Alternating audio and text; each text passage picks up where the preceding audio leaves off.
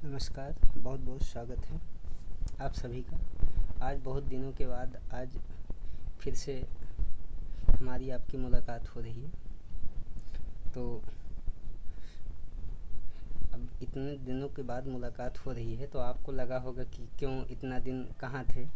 तो हम आपसे नाराज़ थे। क्यों नाराज़ थे? क्योंकि आप जो है वीडियो को देखते हैं तो उसको ना तो सब्सक्राइब और ना ही शेयर करते हैं। इसी बात को लेकर के मैं नाराज़ था। नहीं, ऐसी बात नहीं है। कुछ समस्याएं थी जिस वजह से मैं आपको टाइम नहीं दे पा रहा था और ना ही कोई वीडियो अपलोड कर पा रहा था। तो इस वजह से रियल बात ये है। बाकी आप लोगों से कैसी नाराज़गी। तो ठीक है, कोई बात नहीं। बहुत दिनों के बाद आए हैं लेकिन कोई बात नहीं। आज एक नए टॉपिक के साथ आए हैं तो अच्छे से पढ़िए, मन लगा के आप पढ़िए। आपके लिए तो हम हमेशा तैयार रहेंगे। जब तक आपका एग्ज़ाम नहीं हो जाएगा तब तक आपको ईमानदारी से हम पढ़ाते रहेंगे। चलिए, आज हम लोग चर्चा करेंगे संधि पे।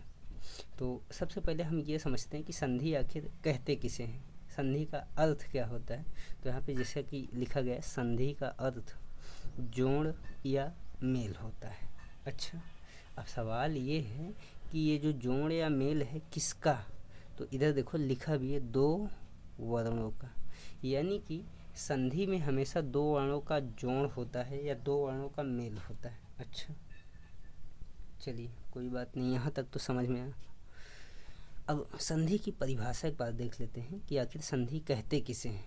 तो यहाँ पे परिभाषा लिखी गई है, दो वर्णों के मेल से। भाई आपको बताया कि संधि का अर्थ ही है दो वर्णों का मेल, तो इसलिए परिभाषा में लिखा गया दो वर्णों के मेल से जो विकार या परिवर्तन उत्पन्न होता है उसे संधि कहते हैं।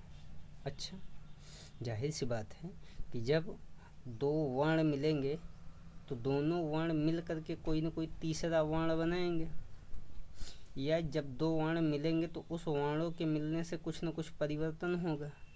तो जो परिवर्तन होगा या जो तीसरा वर्ण आएगा उसी को कहते हैं संधि। यहाँ सबसे खास बात यह है कि ये जो संधि है ये प्रथम शब्द के, क्योंकि दो यहाँ पे आप देखिए दो वर्णों के मेल से। अब ये जो दो वर्ण है ना, ये दो अलग अलग शब्द के होने चाहिए। वही मैं समझा रहा हूँ कि संधि का मतलब होता है कि प्रथम शब्द के अंतिम और द्वितीय शब्द के प्रथम वर्ण में होता है। अर्थात संधि कहाँ होती है, तो प्रथम शब्द के अंतिम और द्वितीय शब्द के प्रथम वर्ण में संधि होती है। ये सबसे खास बात है जो आपको जानना जरूरी है। जैसे एक उदाहरण हम ले रखे हैं, जैसे एक यहाँ पे देखें, प्रथम शब्द ये है हिम और द्वितीय शब्द है आलय। अब देखिए इसमें दो वर्णों का अगर मेल होगा तो दो वर्णों के मेल से जो विकार उत्पन्न होगा उसी को संधि कहेंगे। तो यहाँ पे ये जो संधि होगी ये प्रथम शब्द के अंतिम वर्ण में और द्वितीय शब्द के प्रथम वर्ण में होगी, यानी कि माँ और आ में होगी।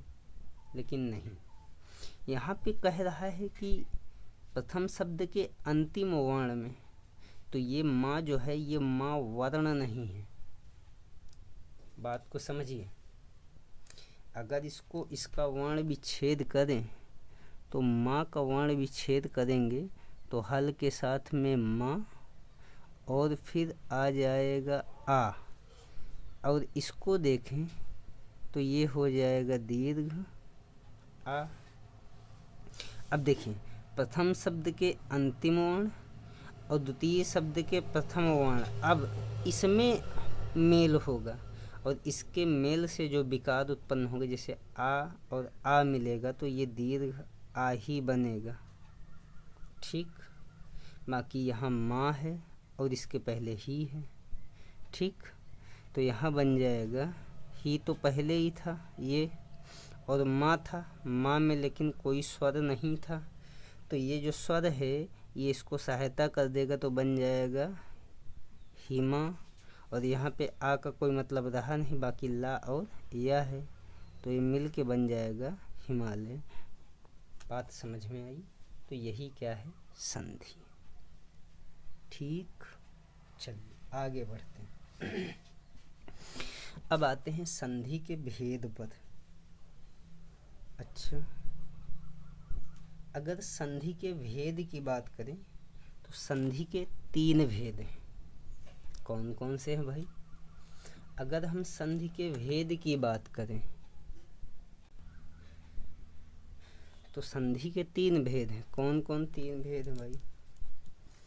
एक स्वर संधि है, दूसरा व्यंजन संधि है और तीसरा विसर्ग संधि है। अच्छा, तो क्या कभी ये तो आपको रटा है कि संधि के 3 भेद होते हैं, स्वर संधि, व्यंजन संधि और विसर्ग संधि, लेकिन कभी आप लोगों ने सोचा है कि 3 ही भेद क्यों होते हैं? 4 भी हो सकते थे, 2 भी हो सकते थे, लेकिन नहीं, 3 ही भेद हैं। क्यों है ये जानने का प्रयास किए? नहीं किए। तो आज हम आपको बताते हैं कि संधि के 3 भेद क्यों होते हैं। देखिए, ये जो संधि है, संधि का अर्थ जोड़ या मेल होता है। अच्छा, किसका जोड़ या मेल? तो 2 वर्णों का। अब आते हैं यहाँ पे वर्णों की बात करें तो आप वर्णों का अध्ययन कहाँ किए हैं? वर्णमाला में किए हैं, बिल्कुल किए हैं। आप इसके पहले वर्णमाला ही पढ़ के आए थे। तो यहाँ पे जो वर्णमाला थी, वर्णमाला में हम लोग वर्णों का अध्ययन करते हैं, लेकिन ये जो वर्ण होते हैं, आपको पता है कि वर्ण कितने प्रकार के होते हैं? वर्ण 3 प्रकार के होते हैं। एक स्वर, दूसरा व्यंजन और तीसरा अन्य। ये आप जानते हैं। स्वर में सभी 11 स्वर आते हैं। व्यंजन में 11 स्वरों के अलावा सभी व्यंजन आते हैं। और अन्य में आप जानते हैं क्या आता है भाई? अन, अंग और आह आता है। अच्छा, तो यहाँ पे देखिए वर्णों के 3 भेद है, एक स्वर, दूसरा व्यंजन, तीसरा अन्य। इसमें से हमारे लिए महत्वपूर्ण स्वर भी है, हमारे लिए महत्वपूर्ण व्यंजन भी है। अच्छा, लेकिन अन्य में हमारे लिए महत्वपूर्ण ये विसर्ग है। अन को आपको पता है ये अनुस्वार है, अनुस्वार है, जबकि इसकी बात करें तो ये क्या है? विसर्ग है। तो वर्ण के 3 भेद होते हैं, स्वर, व्यंजन और अन्य। अन्य में हमारे लिए अन महत्वपूर्ण नहीं है, क्योंकि अन तो स्वर में भी लग जाता है, मतलब किसी के भी पीछे पीछे चल देता है। लेकिन आह का अपना कोई न कोई मतलब होता है, यानी कि विसर्ग का अपना कोई न कोई मतलब होता है। ठीक है, इसीलिए ये अपने आप में जैसे स्वर इम्पोर्टेंट कैरेक्टर है, व्यंजन इम्पोर्टेंट है, वैसे अपने आप में अन्य में विसर्ग इम्पोर्टेंट है। इसीलिए संधि के 3 भेद माने गए, स्वर संधि, व्यंजन संधि और विसर्ग संधि। अच्छा, यहाँ पे एक चीज़ आप देखिए, स्वर संधि का दूसरा नाम है अच संधि, वैसे व्यंजन संधि का दूसरा नाम है हल संधि। स्वर संधि को अच संधि और व्यंजन संधि को हल संधि भी कहा जाता है। जब वर्णमाला में आपको स्वर बताए थे तो वहीं पे नोट कराए थे कि स्वर को अच भी कहते हैं और व्यंजन को हल कहते हैं। क्यों कहते हैं ये हमने आपको नहीं बताया था, केवल इतना ही बताया था कि ये अपने आप में अच और हल एक प्रत्याहार है। लेकिन आज इसके बारे में हम आपको कहानी कुछ बताएंगे, उसके पहले हम समझ लें कि स्वर संधि में होता क्या है। देखिए, स्वर संधि में कुछ नहीं, जब कोई स्वर किसी अन्य स्वर से मिले, यानी कि स्वर का स्वर से मेल हो, तो उससे स्वर संधि। अच्छा, लेकिन यदि व्यंजन संधि की बात करें तो इसमें व्यंजन का किसी व्यंजन से या व्यंजन का किसी स्वर से मेल हो तो इसे व्यंजन संधि। इसी प्रकार विसर्ग संधि में बात करें तो विसर्ग का मेल किसी स्वर से हो या विसर्ग का मेल किसी व्यंजन से हो तो इस प्रकार की संधि को विसर्ग संधि कहते हैं। ठीक है, यहाँ तक समझ में आया। आगे चलते हैं। यहाँ पे उदाहरण के तौर पे देखिए, नर धन अधम है।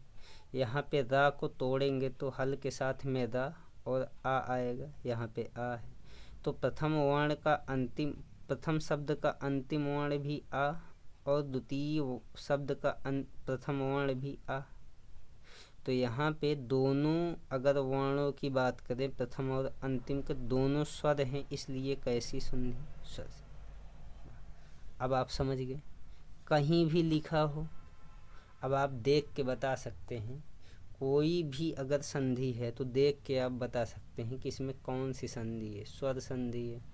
यदि स्वर संधि होगी तो प्रथम शब्द का अंतिम वर्ण अपने आप में स्वर, द्वितीय शब्द का प्रथम वर्ण अपने आप में स्वर। यदि ऐसा है तो आप जान लीजिए ये स्वर संधि।